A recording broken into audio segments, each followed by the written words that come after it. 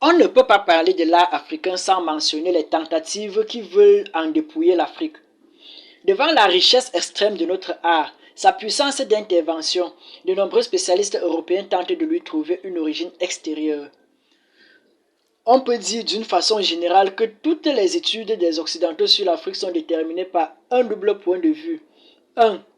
Affirmer dogmatiquement que toutes les civilisations africaines sont récentes, car rien ne saurait être ancien en Afrique noire. 2. Que l'origine de toute civilisation africaine dont on ne peut pas nier l'existence doit être attribuée à de mythiques races blanches. Frobenius essaiera de faire partie tout du monde méditerranéen et de l'Afrique du Nord, mais il oublie que l'Afrique du Nord n'a jamais été le point de départ d'aucune civilisation. Olbrecht enseigne que l'art des Baluba de l'Est, représenté par des grandes figures mendiantes, ou des figures cariatides, sont d'origine kamitique et conclut qu'ils sont blancs, même comme de la tête aux pieds ils sont noirs. Bauman explique les moindres aspects dignes d'intérêt de la vie africaine par l'intervention des chamites orientaux. Le même auteur explique plus loin l'état arriéré de ces chamites. On peut alors se demander ce qui, dans leur pauvreté et leur état d'arriéré, pourrait expliquer les degrés élevés de civilisation que l'Afrique a connus.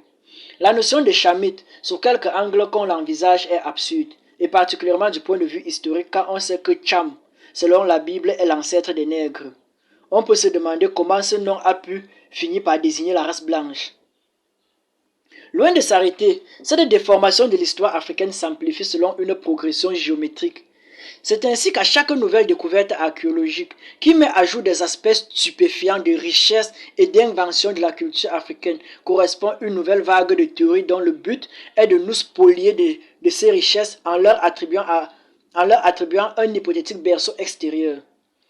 Les sondages faits au Nigeria pour trouver les terres pendant la Seconde Guerre mondiale, ayant accidentellement fait découvrir de grandes sculptures de terre cuite, de bronze et de pierre, d'un équilibre et d'une sérénité qui défient les œuvres de l'époque grecque archaïque. La question qui est venue le plus naturellement à l'esprit des spécialistes fut celle de l'origine de ces œuvres. Abstraction faite du lieu où elles furent trouvées, comme si elles y étaient tombées du ciel. Lacherie, parlant de l'art d'Ifé et du Bénin, écrit, nous le citons, pourquoi ne pas imaginer quelques artisans venus des établissements romains de l'Afrique du Nord, qui auraient possédé un bon métier de sculpteur et de bronzier. Ces connaissances, il les communique à des élèves noirs et l'un de ceux-ci, ou plusieurs, serait le créateur dont nous admirons les ouvrages. Fin de citation. Lacherie commence sa phrase par pourquoi ne pas imaginer.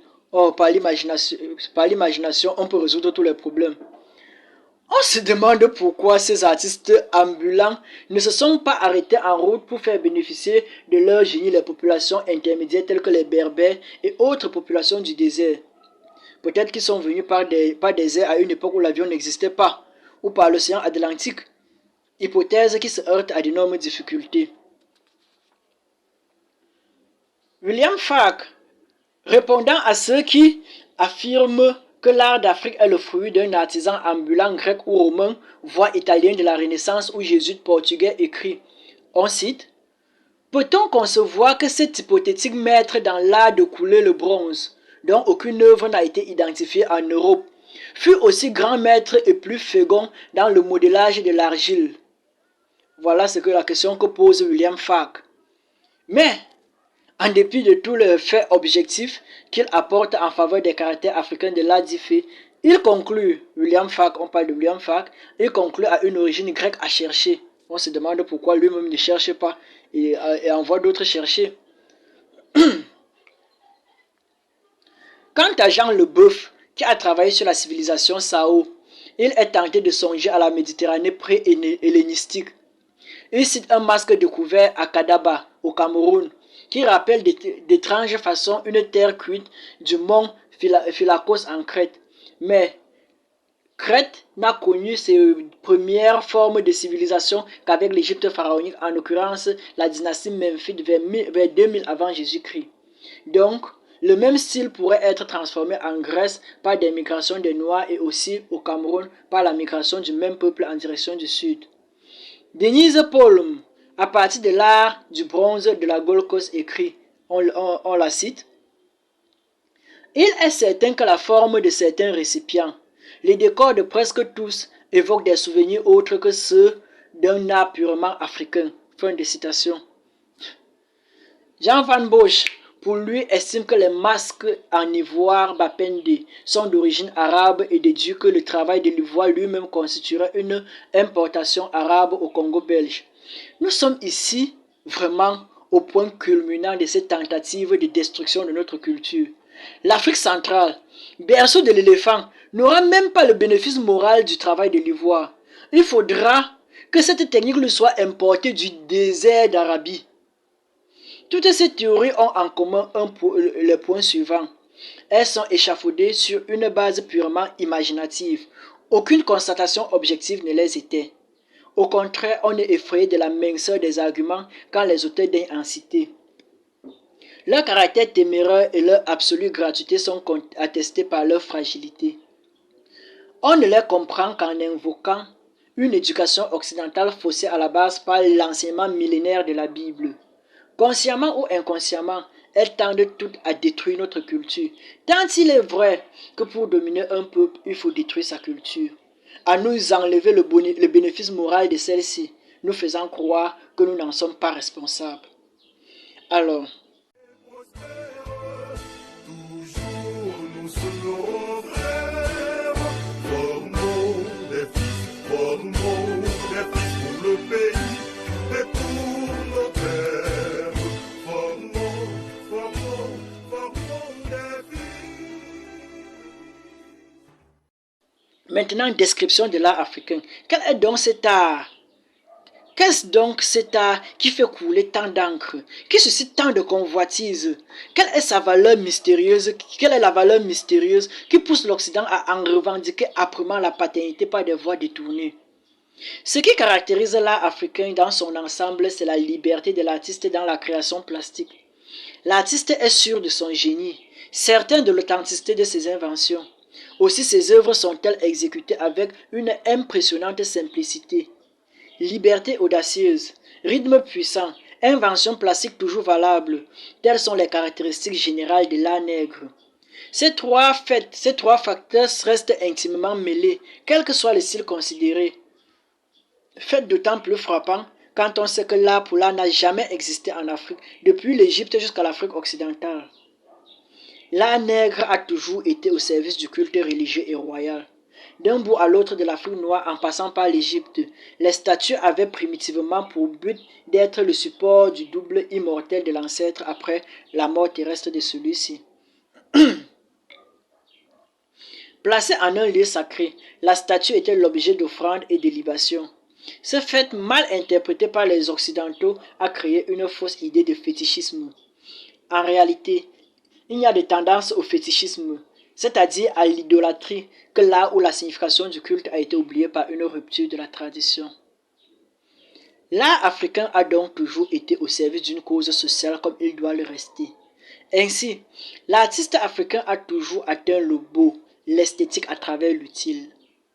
Puisque le but primitif de la statue était de supporter le double de l'ancêtre, la tâche sociale de l'artiste était achevée en principe dès qu'il avait dégagé du bloc informe de la matière un être suffisamment reconnaissable comme tel. Cette statue était le symbole de l'ancêtre revenu parmi les vivants. Quand les Grecs découvrent l'anatomie et réalisent tant d'œuvres conformes au nombre d'or, pour eux, c'est le culte de la nature et le sens du matérialisme. Pour eux, tout était sur terre et gravitait autour de l'homme, l'homme maître de lui-même et maître de sa destinée. Étant le centre du monde, il était le Dieu ici-bas. Réaliser son image avec perfection constituait donc le plus haut rêve, l'ultime idéal de l'artiste. C'est le développement de la technique des anciens Égyptiens, dépouillés de leur sens religieux qui constitueront l'apport essentiel de l'Occident à la civilisation du monde. Par contre, toute l'Afrique noire, y compris l'Égypte, sera traditionnellement le domaine par excellence d'un vitalisme qui, minimisant la modeste puissance de l'homme, cherchera toujours à gagner par des moyens religieux appropriés l'intervention de forces extra-humaines. Ainsi donc, contrairement aux Occidentaux, l'Africain, pour s'assurer une vie matérielle convenable, croira toujours que le moyen le plus sûr est de se consacrer à des pratiques rituelles. L'Africain croit pouvoir agir sur sa destinée en appuyant sur les leviers immatériels. La correction de cette erreur doit lui venir de l'Occident, et c'est le plus grand avantage qu'il puisse tirer de son contact avec celui-ci. Pour toutes ces raisons, l'anatomie humaine retiendra rarement l'attention de l'artiste. Le facteur religieux ne suffit pas à expliquer l'essence de l'art africain. Ce facteur religieux agit en interférence avec la personnalité de l'artiste. Ce dernier dépose toujours, inconsciemment, une partie de lui-même dans son œuvre qui apparaît sous forme de liberté inventive, de rythmes plastiques toujours diversifiés. On peut distinguer en gros en Afrique deux grands courants d'art plastique, un courant réaliste et un courant impressionniste. Nous commençons par le courant réaliste. Où le pays est pour nos pères, pour les aïeux, pour la patrie, au Dieu des preux, au Dieu des preux, sous ta garde finie, prends nos droits d'ordre. Où le pays est pour nos pères, pour les aïeux, pour la patrie, au Dieu des preux, au Dieu des preux, sous ta garde finie, prends nos droits d'ordre. L'école réaliste la plus typique en Afrique dans l'état actuel de nos connaissances, en dehors de l'Égypte, c'est l'école d'Ifé, qui engendra l'école du Bénin. Elle est connue par des œuvres de terre cuite, de pierre et de bronze. Elle est caractérisée par un réalisme, une sérénité, un équilibre qui défie l'art de l'époque grecque archaïque du VIe siècle. Elle ne connaîtra jamais le naturalisme outrancier de l'art de l'époque grecque classique. L'école du Bénin est surtout connue par ses figures de bronze, les guerriers armés, les portraits de rois avec de hauts colliers décorés et de membres de la famille royale, et aussi par ses sculptures d'ivoire relatant l'histoire des rois, ou par ses masques. Un réalisme aussi pur que celui du Bénin et d'Ifé caractérise aussi les œuvres de bois de l'école d'Urona et Bakuba dans le Congo central. Les styles de ce réalisme sont divers. Gouro, Pongwe, Baoulé en Côte d'Ivoire, Ekoy dans le Cross River du Cameroun, Bidiagos dans les îles Bissago, Sao, Azande et Mang Betu, Kuyu, Bateke, Manyema, Baluba. On pourrait aussi classer sous la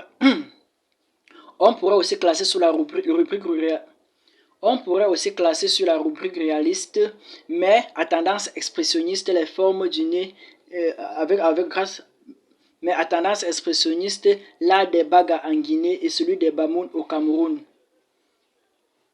Où le pays est pour nos pères, pour les aïeux, pour la patrie, au Dieu des preux, au Dieu des preux, sous ta garde finie, prends nos droits d'ordre. L'art expressionniste maintenant ou géométrique. Il s'oppose à l'art réaliste par une plus grande liberté et une plus grande audace. Le grand mérite de cet art est de parvenir à représenter la figure humaine d'une façon valable en dépit de toute vérité anatomique. Ce courant comprend trois grands groupes de styles que l'on peut classer de la façon suivante. Le groupe à forme creuse, comprenant les styles Batoka, Bété, Bakwele au Congo, Bakonde à l'est de l'Afrique, Machona aux Zambèzes. Le groupe à forme plane, il comprend les styles Dogon au Soudan et dans la falaise du Bandiagara, des Fang du Gabon, des Senoufo en Côte d'Ivoire et celui de l'Ubangui-Chari. Le groupe à forme cubiste, il comprend deux principaux types, le style Dan en Côte d'Ivoire et le style Basong au Congo. C'est l'aspect géométrique de ces œuvres qui a surtout influencé l'art occidental actuel depuis le cubisme en 1907. Voilà brièvement résumé et d'une façon très incomplète les différents aspects de l'art africain. Il faut avoir présent à l'esprit que l'artiste africain a toujours travaillé d'une manière rebelle, avec des instruments dérisoires. Mais pour mieux apprécier sa valeur inventive, il faudrait comparer le peu que nous en connaissons avec tout l'art occidental depuis l'Antiquité jusqu'à nos jours. Pendant 25 siècles de sculpture occidentale, il n'y a pas eu d'invention plastique au sens propre du mot. Il y a eu tout de plus des nuances sculpturales liées à l'époque et aux coefficients individuels de l'artiste. Est-ce donc à dire que nous devons en rester là et répéter perpétuellement ces formes? Certes non, car l'art doit être toujours l'art de son époque, c'est-à-dire au service des besoins les plus pressants du peuple africain à l'état actuel. La nouvelle orientation de notre art doit être en fonction de notre société actuelle. Pour cela, nous avons besoin d'une société africaine libre et parfaitement organisée, d'ouvrir davantage les yeux sur la nature extérieure, de posséder le réel au même degré que les Occidentaux, d'atteindre leur niveau d'efficacité, en un mot de découvrir la nature dans sa totalité. C'est donc à cette double exigence sociale et intellectuelle que notre art devra être soumis pour être valable à nos yeux. L'artiste qui saura exécuter des œuvres nobles dans le but d'inspirer un idéal de grandeur à son peuple, qu'il soit poète, musicien, sculpteur, peintre ou architecte, est l'homme qui répond dans la mesure de ses dons aux nécessités de son époque et aux problèmes qui se posent au sein de son peuple. Cependant, pour que la fonction sociale de l'artiste soit ainsi dégagée, faudrait-il aussi que le milieu soit propice. L'art ne nourrit toujours pas son homme, encore moins en Afrique dans les circonstances actuelles. Il a manqué à l'artiste africain tout le luxe de son collègue occidental. Est-ce à dire qu'il faille nécessairement en passer par ce luxe pour produire des œuvres modernes valables pour arriver à l'existence d'une tradition artistique consciente et désormais ininterrompue? Certes non. Et s'il fallait attendre de réaliser ces conditions pour produire des œuvres répondant aux nécessités qui nous préoccupent, nous ferions mieux de ne rien attendre des artistes africains comme concours à la cause commune. Nous commençons par le théâtre. Le théâtre folklorique de l'école William Ponty ne saurait en aucun cas être considéré comme le théâtre africain authentique. Quand on songe aux conditions spéciales qui l'ont engendré, manque de liberté et de formation technique des élèves. Si nous devons traduire nos œuvres authentiques pour communiquer avec les autres et leur apporter quelque chose, pour nous faire connaître d'eux, poser les problèmes qui nous préoccupent à leur conscience, l'inverse doit aussi exister. Nous devons songer à traduire les langues africaines. Nous devons songer à traduire en langue africaine le théâtre occidental et il serait intéressant de voir ce que donneraient de tels essais. En sculpture, notre sculpture doit être en matière plus dure que le bois ordinaire. Par exemple, le bois d'ébène, le granit diorite, le grès, l'ivoire, le métal, l'alliage ou en sycomore, qui, bien que léger, est du bois imputrescible. La peinture. La peinture africaine est essentiellement la peinture de mouvement.